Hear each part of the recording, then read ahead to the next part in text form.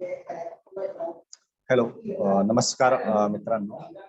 आज आपण FY BCom अर्थात प्रथम वर्ष वाणिज्य शाखेतील द्वितीय सेमिस्टरच्या कम्प्युटर कन्सेप्ट अँड ऍप्लिकेशन या विषयाचं जे काही तिसरं युनिट आहे, इलेक्ट्रॉनिक पेमेंट सिस्टीम,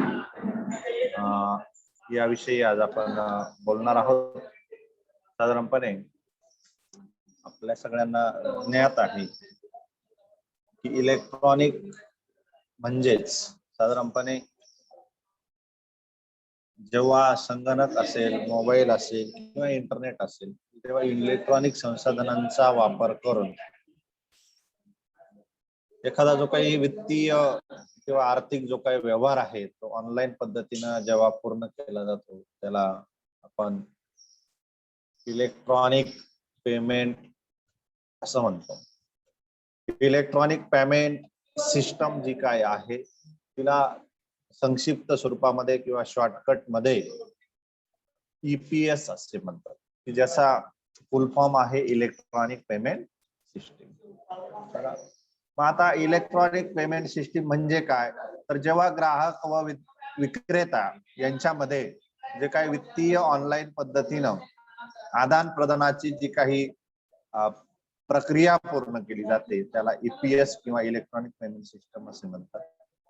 या आदान प्रदानामध्ये त्या ठिकाणी डिजिटल वित्तीय साधनांचा वापर केला जातो, जसं की सांकेतिक स्वरूपामध्ये क्रेडिट कार्ड नंबर असेल, इलेक्ट्रॉनिक चेक असेल किंवा डिजिटल रोख असेल. ही जी काही साधनं आहेत ती बँकेकडून किंवा मान्यता प्राप्त असे जो काही मध्यस्थ असेल त्याच्याद्वारे किंवा कायद्याने संमत चलनातून त्या ठिकाणी वैध ठरलेली असतात. मग हा जो काही वित्तीय ऑनलाईन आदान प्रदानाची प्रक्रिया म्हणजे EPS होय. मग ही जी काही EPS आहे बघा, काळाच्या ओघामध्ये EPS ने आज पूर्ण क्षेत्र हे त्या ठिकाणी व्यापलं आहे. मग हे इलेक्ट्रॉनिक पेमेंट सिस्टीमचे त्या ठिकाणी फायदे आहेत बघा, की ग्राहक, व्यावसायिक साधनं, संस्था यांच्यासाठी सोयीस्कर आहे. EPS मुळे वाजवी सुविधा, मनुष्यबळ, पेमेंट इत्यादींचा जो काही अनावश्यक खर्च आहे तो आपल्याला टाळता येतो आणि त्यानं निश्चितपणानं आपल्या खर्चामध्ये बचत झालेली आपल्याला दिसेल. आर्थिक व्यवहार सुरक्षितपणे पार पाडता येतात. दोन्ही जे काही पक्षकार आहे, विक्रेता असेल किंवा खरेदीदार आहे, या दोघांनाही आपली जी काही आर्थिक माहिती आहे ही सुरक्षित राहण्याची खात्री आपल्याला मिळू शकते. विशेष म्हणजे ही जी काही इलेक्ट्रॉनिक पेमेंट सिस्टीम आहे ही 24 तास त्या ठिकाणी सुरू आहे. बघा, ज्या काही ट्रॅडिशनल पद्धती आहे की ज्याच्यामध्ये बँका येतात बघा, ती विशिष्ट कालखंडासाठी दिवसाच्या 6, 7, 8 तास त्या ठिकाणी चालायचं. त्या काळानंतर जर एखाद्याला आर्थिक व्यवहार पूर्ण करायचा असेल तर ते पूर्णपणे ठप्प व्हायचं.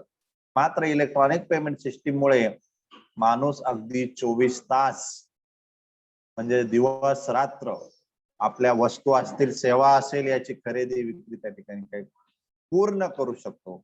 हा इलेक्ट्रॉनिक पेमेंट सिस्टीमचा त्या ठिकाणी फायदा आहे. याच्यामध्ये इलेक्ट्रॉनिक फंड ट्रान्सफर ही देखील एक संकल्पना आहे की ज्याला आपण इलेक्ट्रॉनिक पद्धतीने जेव्हा रकमेचं स्थलांतर एका खात्यातून दुसऱ्या खात्यामध्ये आपण करतो, संगणकाचा वापर करून जेव्हा ही रक्कम पाठवली जाते याला आपण इलेक्ट्रॉनिक फंड ट्रान्सफर किंवा EFT असं म्हणतो. त्यासाठी जी काही एक सेट अर्थात सिक्युअर इलेक्ट्रॉनिक ट्रान्झॅक्शन ही जी काही पद्धत आहे ही वापरली जाते. यामध्ये साधारणपणे असुरक्षित नेटवर्क मधून म्हणजेच इंटरनेट मधून क्रेडिट कार्ड व्यवहार सुरक्षितपणे पूर्ण करण्यासाठी संदेशवहनाचं एक खास असं स्टँडर्ड किंवा प्रमाण त्या ठिकाणी मेंटेन केलं आहे, की ज्यामध्ये सर्वांसाठी खुल्या किंवा मुक्त अशा नेटवर्क मधून ग्राहकांना क्रेडिट कार्डद्वारे रकमेचे आदान प्रदान करण्याची जी काही सुविधा आहे ती त्या ठिकाणी उपलब्ध करून दिलेली आहे. त्याला सिक्युअर इलेक्ट्रॉनिक ट्रान्झॅक्शन असं म्हणतात. हे जे काही सिक्युअर इलेक्ट्रॉनिक ट्रान्झॅक्शन आहे त्यानंतर याच्यासाठी महत्वाचा जो काही घटक आहे डिजिटल सिग्नेचर, ज्याला डिजिटल सही असं आपण म्हणतो. आजकाल बघा, आपण आपले दाखले वगैरे जरी काढले तर त्याच्यावरती digital signature verified by digitally sign असं आपण वाचतो. तर मग हा नक्की डिजिटल सिग्नेचर, डिजिटल सही म्हणजे काय, तर बघा, डिजिटल स्वरूपातील एखादा संदेश किंवा मजकूर वैध किंवा सत्य आहे हे सिद्ध करण्यासाठी डिजिटल सिग्नेचर हे एक गणिती तंत्रज्ञानावर अवलंबून असं साधन आहे की ज्याच्यामध्ये डिजिटल सही ही आपल्या खऱ्या सही प्रमाणेच असते की संबंधित व्यक्ती असेल, संस्था असेल, यांना त्या ठिकाणी विश्वास दिला जातो की विशिष्ट दस्तऐवजावर प्रेषकाने स्वतःची सही केलेली आहे आणि प्रेषकही आपण तो संदेश पाठवल्याचे नाकारू शकत नाही. आणि संदेश असेल, माहिती असेल, प्रवासात कुठेही त्यात बदल असेल, ढवळाढवळ असेल, ती केली जाणार नाही याची खात्री पुरवली जाते. बघा, जसं की सीए ज्याला आपण चार्टर्ड अकाउंटंट म्हणतो, जेव्हा एखादा फॉर्म पाठवतात किंवा सॉफ्टवेअरचे वितरण करतात तर अशा प्रकारच्या वित्तीय संदेशवहनासाठी डिजिटल सहीचा वापर होतो. बघा, आपण इन्कम टॅक्स रिटर्न भरतो तेव्हा आपल्याला हा अनुभव आलेला असेल. मग आता ही जी काही सिक्युअर इलेक्ट्रॉनिक ट्रान्झॅक्शन आहे याच्यामध्ये कोणकोणत्या प्रकारचे व्यावसायिक व्यवहारांची खात्री केली जाते? तर बघा, क्रेडिट कार्ड पेमेंट असेल, क्रेडिट कार्डची वैधता असेल, त्याची खात्री करणं असेल, एखादी व्यापारी संस्था असेल किंवा वित्तीय संस्था असेल त्यांना त्यांचं पेमेंट स्वीकारणं किंवा देणं याची खात्री असेल. त्यानंतर जी काही गोपनीयता आहे माहितीची ती राखणं असेल, इलेक्ट्रॉनिक पद्धतीने पाठवलेली माहितीची सत्यता किंवा वैधता पडताळणे असेल, या सगळ्या गोष्टी सिक्युअर इलेक्ट्रॉनिक ट्रान्झॅक्शनच्या माध्यमातून त्यांची खात्री केली जाते. बघा, मग आता हे जे काही इलेक्ट्रॉनिक पेमेंट सिस्टीम आहे याच्यामध्ये पेमेंटचे विविध प्रकार आहे. बघा, डिजिटल किंवा ई रोख ज्याला म्हणतात ते, इलेक्ट्रॉनिक चेक आहे, स्मार्ट कार्ड आहे किंवा डेबिट कार्ड आहे. तत्पूर्वी आपण बघूया मग इलेक्ट्रॉनिक पेमेंट सिस्टमचे जे काही फायदे आहेत ते साधारणपणे बघा, आपण मगाशी पाहिलं की जर ग्राहकांना एखादा बाजारहाट करायचा असेल तर त्यासाठी ऑनलाईन पद्धतीनं व्यवहार करण्याची एक पद्धत आहे की ज्याच्यामध्ये क्रेडिट कार्ड असेल, डेबिट कार्ड असेल, सॉफ्टवेअर असेल, ई वॉलेट असेल, तुमचे इलेक्ट्रॉनिक चेक असेल किंवा आजकाल आलेले गुगल पे, फोन पे, भारत पे असे अनेक ऍप असतील. म्हणजे सर्वसाधारणपणे ई वे म्हणजे इलेक्ट्रॉनिक मार्ग वापरून अमेझॉन असेल, फ्लिपकार्ट असेल किंवा आणखी जे काही ऑनलाईन प्लॅटफॉर्म असतील की जिथं आपण शॉपिंग करू शकतो अशा ठिकाणी ही ईपीएस म्हणजे इलेक्ट्रॉनिक पेमेंट सिस्टीम आपण वापरू शकतो. याच्याही व्यतिरिक्त सिनेमा असेल, रेल्वे असेल, बस असेल, विमान असेल यांचं ऑनलाईन तिकीट बुक करणं असेल, अशा अनेक ठिकाणी आपले बिल भरणे असतील, मोबाईलचा रिचार्ज मारणं असेल, अशा अनेक गोष्टीसाठी इलेक्ट्रॉनिक पेमेंट सिस्टीमचा वापर केला जातो. त्याच्यामध्ये दोन पद्धती आहे, एक आहे ऑनलाईन आणि एक ऑफलाईन आहे. ऑनलाईन मध्ये काय करतो ग्राहक, आपलं क्रेडिट कार्ड असेल, डेबिट कार्ड असेल ते वापरून संबंधित खात्यामध्ये रक्कम त्या ठिकाणी पाठवू शकतो. त्यासाठी या माहितीवर ग्राहक असेल, विक्रेता असेल यांच्या बँकांमध्ये जी काही प्रक्रिया केली जाते ती ऑनलाईन पद्धतीनं केली जाते आणि त्यासाठी स्वतःकडे आपल्या खात्यामध्ये रक्कम क्रेडिट कार्ड असेल तर आवश्यक नसतं, डेबिट कार्ड असेल म्हणजे एक व्यवहार पूर्ण करण्यासाठी रक्कम तर तुमच्या खात्यावरती तुमच्या आमच्या असणं आवश्यकच आहे. मात्र ती फिजिकली प्रत्यक्षपणे हाताळण्याची त्या ठिकाणी कोणतीही गरज नसते.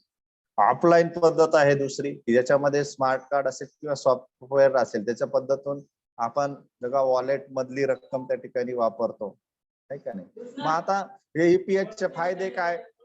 बघा, पहिला आहे सोयीस्कर पद्धत.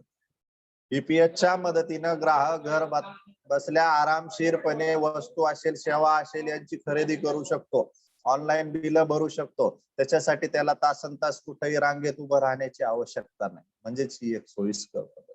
दुसरा आहे सुरक्षितता. बघा, रिझर्व्ह बँक ऑफ इंडिया आरबीआयच्या गाईडलाईन नुसार या सगळं तंत्रज्ञान चालत असल्यामुळं प्रत्यक्ष रोख रक्कम हाताळणं जसं सुरक्षित नसतं, मात्र ईपीएस मध्ये तुम्हाला अशी रोख रक्कम हाताळायचीच नसते, त्याच्यामुळे सुरक्षिततेचा प्रश्न उद्भवत नाही. ऑनलाईन व्यवहार करत असताना ग्राहकाच्या खात्यातून विक्रेत्याच्या खात्यामध्ये अत्यंत सुरक्षितपणे रकमेचं स्थलांतर होत असल्याने त्या ठिकाणी ग्राहकाला आपले पैसे चोरी होण्याचं भय राहत नाही. बघा, या पद्धतीमुळे खर्चात त्या ठिकाणी बदल झालेला आहे. अधिकाधिक पेमेंट इलेक्ट्रॉनिक पद्धतीने व्हायला लागल्यामुळे जो काही व्यवहारातील कागदाचा खर्च असेल, पोस्टेज छपाई असेल, मूलभूत सुविधा असतील, मनुष्यबळ असेल, याच्यावरती होणारा खर्च त्या ठिकाणी पूर्णपणे बंद झालेला आहे. त्यामुळे अनेक व्यवसाय असतील, उद्योग असतील, याचे व्यवस्थापक असतील किंवा वैयक्तिक असेल, लोक ऑनलाईन पद्धतीनं पेमेंट व्हावं अशी त्या ठिकाणी इच्छा धरतात आणि त्याच्यासाठी अनेक सूटही दिल्या जातात. बघा, याचा आणखी एक फायदा काय, तर व्यवसायामध्ये वृद्धी होत चाललेली आहे. या पद्धतीने जर 24 तास पैसे पाठवता येणं जर आपल्याला शक्य असेल, तर ग्राहकाला त्या ठिकाणी कोणत्याही वेळेचं त्या ठिकाणी कोणतंही बंधन नसतं. अगदी एखादा रात्री 2ला उठला आणि त्याला वाटलं एखादी वस्तू खरेदी करायची आहे, तर तो ऑनलाईन पद्धतीनं त्या ठिकाणी काय करू शकतो, खरेदी करू शकतो आणि त्याची ती जी काही वस्तू आहे ती सुरक्षितपणे त्याच्या घरी त्या ठिकाणी येते. बघा, इलेक्ट्रॉनिक फंड ट्रान्सफर विषयी मी मगाशी तुम्हाला सांगितलं, जसं की इलेक्ट्रॉनिक पद्धतीनं एकमेचं एका खात्यातून दुसऱ्या खात्यामध्ये स्थलांतर करण्याची ही जी काही संगणकीय पद्धत आहे, याला इलेक्ट्रॉनिक फंड ट्रान्सफर असं म्हणतात. सिक्युअर इलेक्ट्रॉनिक ट्रान्झॅक्शन ही आपण पाहिलं.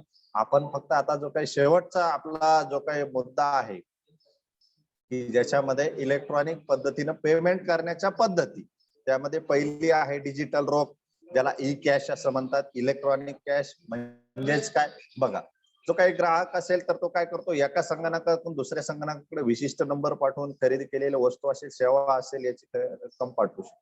ही प्रणाली अत्यंत सोपी आहे. रोख व्यवहाराप्रमाणे तिचं काम चालतं. चलनी नोटाप्रमाणेच त्यांनाही क्रमांक असतो. ती एका बँकेतून दुसऱ्या बँकेमध्ये तो व्यवहार पूर्ण केला जातो. बघा, आणि विशेष म्हणजे ही जी काही डिजिटल कॅश आहे, ही कशी आहे, प्रत्यक्ष हाताळण्याची त्या ठिकाणी आवश्यकता नसते. ऑनलाईन पद्धतीनं पैसे एका खात्यामधून दुसऱ्या खात्यामध्ये त्या ठिकाणी काय होत असतात, जात असतात. त्यानंतर बघा, इलेक्ट्रॉनिक चेक, एखादा जो काही धनादेश ज्याला आपण चेक म्हणतो, की जेव्हा तो स्कॅन करून इलेक्ट्रॉनिक त्याची जी काही प्रत आहे ती ईमेलद्वारे जेव्हा एखाद्याला विक्रेत्याला पाठवली जात असते, तर ते इलेक्ट्रॉनिक चेक असं त्याला आपण म्हणू शकतो. त्यानंतर पुढचं आहे स्मार्ट कार्ड. बघा, स्मार्ट कार्ड हे देखील नेहमीच्या बँक कार्ड प्रमाणे असतं, की ज्याच्यामध्ये एक इलेक्ट्रॉनिक चिप आहे, ज्याच्यातून इलेक्ट्रॉनिक पद्धतीनं माहिती स्वीकारली जाते आणि ग्राहक त्याच्यामध्ये व्यवहार पूर्ण करतो. म्हणजेच काय, हे जे काही स्मार्ट कार्ड आहे, जसं टोकन पद्धतीने एखादा दुकानदार एका ठिकाणाहून दुसऱ्या ठिकाणी जो काही माल असेल, सेवा असेल, तो पुरवतो, त्याच पद्धतीनं स्मार्ट कार्ड काम करतं. आणि शेवटची जी काही पद्धत आहे, ज्याच्यामध्ये आपण क्रेडिट कार्ड असेल किंवा डेबिट कार्ड असेल, बघा, ही प्लास्टिकची कार्ड असतात, आपण पाहिलेले आहे, ज्याच्या पाठीमागे एक सीव्हीव्ही कोड असतो, एक चुंबकीय पट्टी बसवली असते. आणि ऑनलाईन पद्धतीने जेव्हा आपल्याला खरेदी करायची असतील, सीव्हीव्ही असेल, पिन असेल, याचा वापर होतो. क्रेडिट कार्ड असेल, डेबिट कार्ड असेल, आणि त्याच्या मदतीने आपण तो व्यवहार काय करू शकतो, पूर्ण करू शकतो. म्हणजे अशा पद्धतीनं हे वेगवेगळ्या पद्धती वापरून आपण इलेक्ट्रॉनिक पेमेंट सिस्टमचा त्या ठिकाणी काय करू शकतो, उत्कृष्टपणे वापर करू शकतो. आणि आपला वेळ असेल, खर्च असेल, या सगळ्या गोष्टीवरती मात करून त्याचा फायदा आपण त्या ठिकाणी घेऊ शकतो. धन्यवाद.